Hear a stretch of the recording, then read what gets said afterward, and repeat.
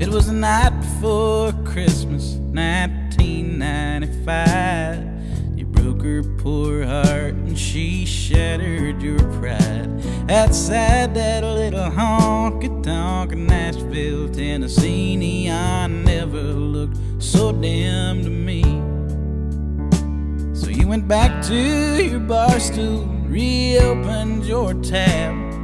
The barkeep came by and asked why you looked so sad. Well, you said it was nothing, but you knew that it was a lie. Tried your best not to break down and cry. Then you said, damn, darling, oh, why'd you have to leave me alone in this bar with no damn, damn, darling. Oh, Nashville, you've broken my heart.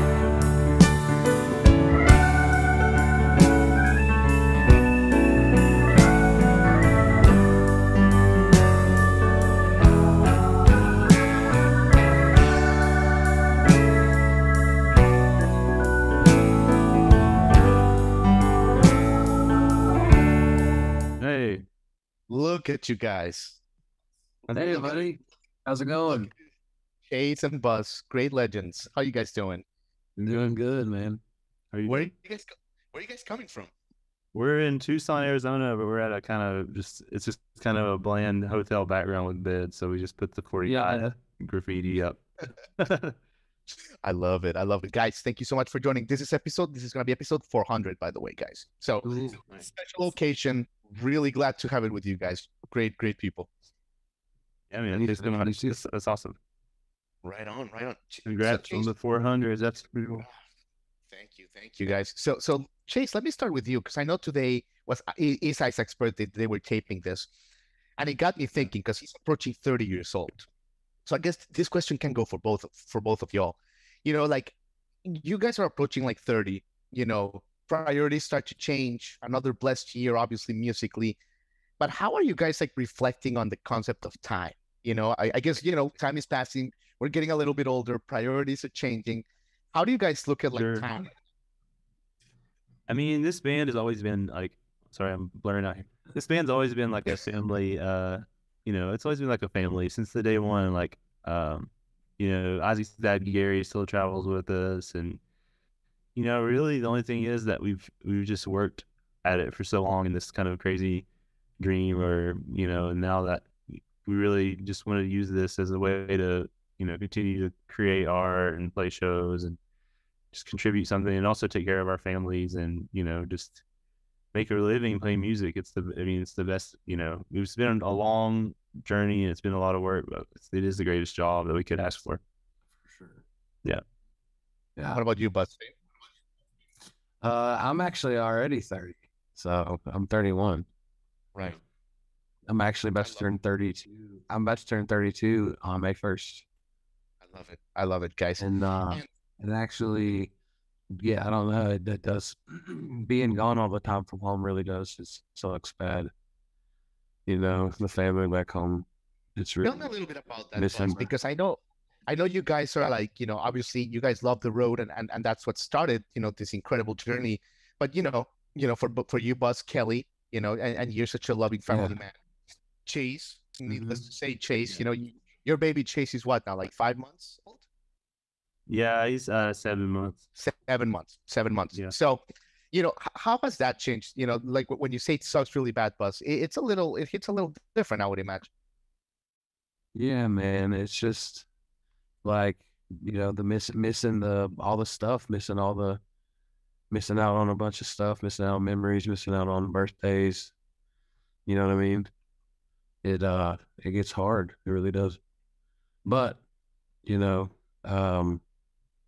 trade-off is that we continue to have a career to like support that, support our families and hopefully set it up in a way. It's like, trying to organically build a foundation to just survive for the long term, you know what I mean? Absolutely. And just play the hell out of a Telecaster, basically. No, and you guys, you guys are doing like a great job. Just family wise, with what you can. I know that like for example, Chase, when you guys played Bristol recently, Chase's son was in there with the same Yeah. hat that you face. Oh yeah. Yeah. Yeah. He was So I love it. I love it, guys. So you guys are doing your best. But guys, I gotta ask you guys, because I spent the whole past couple of days listening to Winchester music, just kind of getting the vibe for this interview. And I think obviously the musicianship of you guys is just unbelievable. And I wanted to ask you something like Chase. Let me start with you, because like it's early in the afternoon mountain time, and like in order to like play bass at the pace that you do, like I was listening to, for example, Last Call the other day, and it's fast, man. It's a fast song. Like, do you warm, like what is your warm up physically for like a gig like this? Like, because like it starts becoming like a physical thing. It is it is a physical thing after, if you play the longer sets and stuff, it can be, physically draining, just, physically, and also just on your hands and everything like that. But, I've never really had like a warm up. Like I've always approached every instrument like in the same kind of way. Like I don't know, without even really thinking about it, I'm thinking more of like the theory of the instrument and everything like that. Like on our old albums, I played the banjo and I played like some keys and stuff on the older albums and stuff, and before switching to bass full time. But yeah, I don't really have too much of a warm up. I just, Try to stay ready. Yeah. It doesn't worry you. Like It's always been. I remember seeing an interview with Flea of the Red Hot Chili Peppers, and he has like carpal tunnel problems, right? Because he never cared. I tried to do that. I try to do the whole like stretch your fingers out and stuff. Like I really do. There's exercises you can do to stretch it, and I do. I'm consciously aware of it, but I need to do it more. I definitely have I definitely warm up a little bit. I do like 10 or 15 minutes way before the show. Sometimes, yeah. Sometimes that don't always happen because I'm busy, or I'm lazy, honestly. But then, yeah, before the show, like on my way to the stage, I'm normally playing the guitar very, very, just really playing hard and stretching all the fingers and hitting all the notes, and you know what I mean? Kind of get warmed up right before I go on stage. Right, normally. right. I need to probably do better, but yeah, no, absolutely. And Buzz, let me stick with you. When you're practicing the guitar, Buzz, when you're practicing, like when you're a kid, I'm talking like when you first started getting into guitar, Buzz, the speed I'm talking about with Chase, like what is it like? Like how does one get that fast? Like in other words, how do you get to that point? Is it just practicing stuff in slow motion over and over again, like the scales? You just I'm not really a scale guy. Like I don't really know scales like probably as much as I should, honestly. I know a few.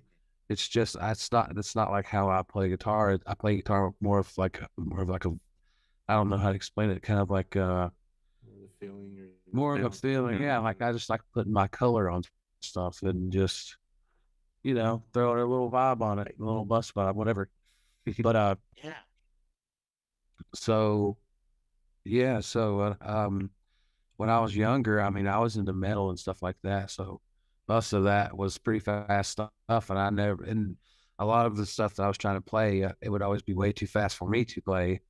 But and then when we started this band, I just dropped it basically cold turkey, and just had to bridge over to the sound we have now. And I've kind of just kind of did my own, made your own sound, world path through.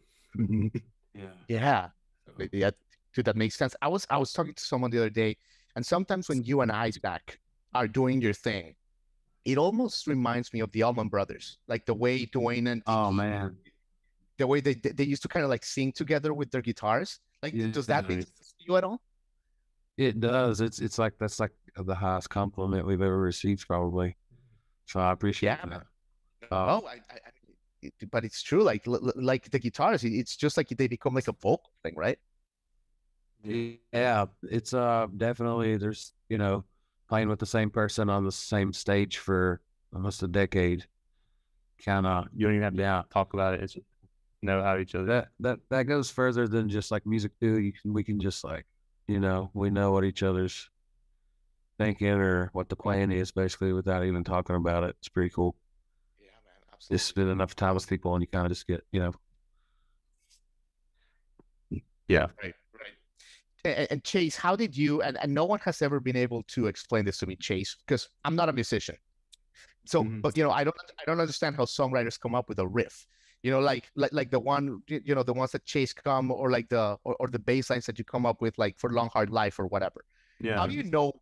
How do you know what to sing over it, Chase? Like I always imagine it as if like if Jimmy Page walked in, right, and showed Robert Plant like the Rain song or something. How do you put a tune over that, like, or over a cool riff? How does that? How does that work? Yeah.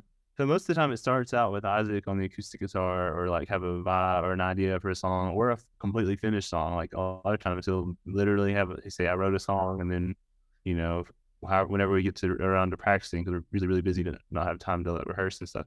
But, Isaac will write the song, and then like for the like Long Hard Life, it's basically it's kind of like in the typical country bass line of the 1-5, like doom, boom, doom, boom. But it's, it is pretty fast, and it changes a lot of chords. So you just kind of follow the chords, and, throw in your own flavor here and there, throw in your own spin on things. And yeah, it's definitely,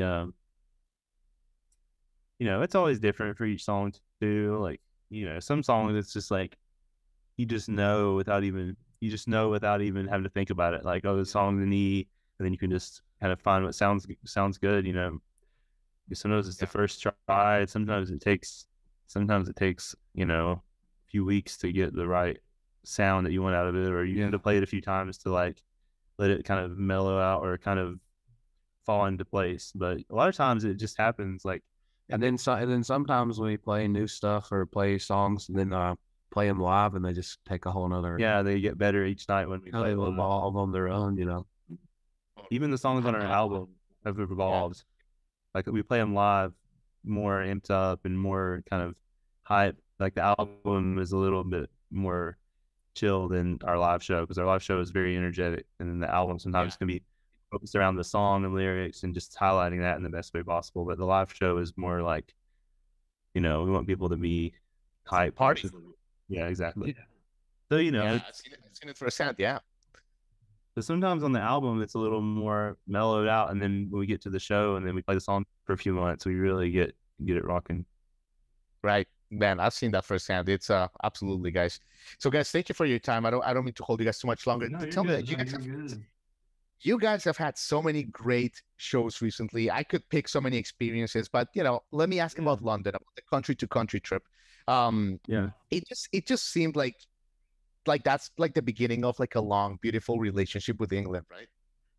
I hope so. I I think it is. I mean, next time we'll be back at the. It was very nice and smooth. Yeah. And we'll be back at the O2 for the Loop shows, 2 nights there. Yeah. And that'll be our, probably some of our biggest shows ever. Like, that'll be 2 of our biggest shows of our career will be those 2 nights in London with Luke.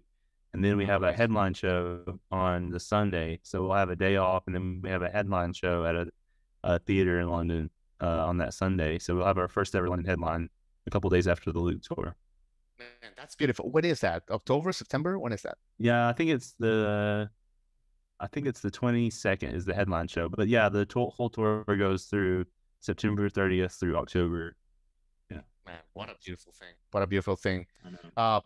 But Buzz, was it your first time in England, Buzz? Yep. What did you enjoy? What did you take from it? Like, besides like the fans and all that, just culturally. O2 Arena, just the beauty of it's just absolutely the sickest venue of all time. Yeah. Hands down. It was really sick. There's the food. Did you like the food? The little less. I'm a big old guy. Like, I like my American food. Right. What about you? Like, I mean, it wasn't bad. Yeah, we had some stuff that was definitely really good. I feel like, we definitely we like more of a seasoning and the flavors of all kinds of foods. Yeah, it was a little bland. Yeah. Can't wait for Buzz, in the next couple UK tours to be drinking tea and having all that, eating all that English food. I did love the espresso. I won't lie. I drank more coffee that Yeah. week than I had in a long time, and it was also really cold out, so I was drinking coffee around the clock. It was really good. Oh, and we got to go to like the Fender Yeah, guitar headquarters in London, and it was very cool. off the chain, like Disneyland for me. Yeah. Yeah. Amazing. You are a Really guitar head, aren't you, Buzz? Like you are a guitar head, right, Buzz? Man, yeah, I'm a Fender head, really. Yeah. Yeah. I mean, I love a lot of guitars, but not more than Fender. How many guitars do you have, Buzz? Man, you got about 6 in the trailer or 7, then way more at home probably. Yeah, I probably have right now 9 or 10 tellies. I have a couple of baritones. I have a custom telly. I have a Nashville telly. I have a 56 telly. Got the telly. The old Squire inline. I mean, I have a thin line old Squire, the one that lasted me like over 7 years of our 10-year post. That was like the first 49 guitar. It says 49 on it. It had like a Bristol, has the Bristol State Street logo on it too, like with a piece of metal. That's going to the Country Hall of Fame or the Rock and Roll Hall of Fame in 20 years. So you better keep that puppy. Yeah. You know. Yeah, it was at let's see, I have the Acoustasonic Jazz Master. Oh yeah, Fender Acoustasonic. And, yeah, I have a few other. I love it. Yeah, I have an Ibanez that Chase hooked me up with years ago. Yeah, I still have it. Man, that's great. Well, guys, I don't want to hold you guys any longer on your off day. What are you guys going on today for your off day? Like, what are you guys doing? We're just relaxing? Yeah, for the most part, some of the guys are, kicking back and they were swimming earlier. Just swimming, yeah. Nice. I don't know. Well, We'll see what happens, but it's nice to just sleep in a little bit. And, we've been working pretty hard, and we're also, this is the furthest we've ever been from home. We have Stagecoach in a few days, and we have 2 shows between now and then. So we have 3 more shows this week. So we have 4 total this week. You coming to Stagecoach? Man, I was gonna go, but you know what? I had committed to Bear Shadow again. But they nice. But they invited me to Hey, I ain't mad at that. But yeah, I'm not mad at that. Those people are really nice and they take really good care of me and the hotel and all that. So I stuck to them. The hospitality there. Yeah. Right. But I am gonna see you guys. There's some festivals. I'm blanking out which ones. I was thinking about it, but I will see you guys because I miss you guys. So it's in there. It's Railbird. Railbird. That's one of them. Yes. Yes, that's cool. right. Yeah. Really good. So can't wait to see you guys. Yeah, absolutely. Yeah. And cool, man. And say hi to the whole gang, please. Yes, send Tim, Justin, obviously Noah, and of course the birthday boy and everybody.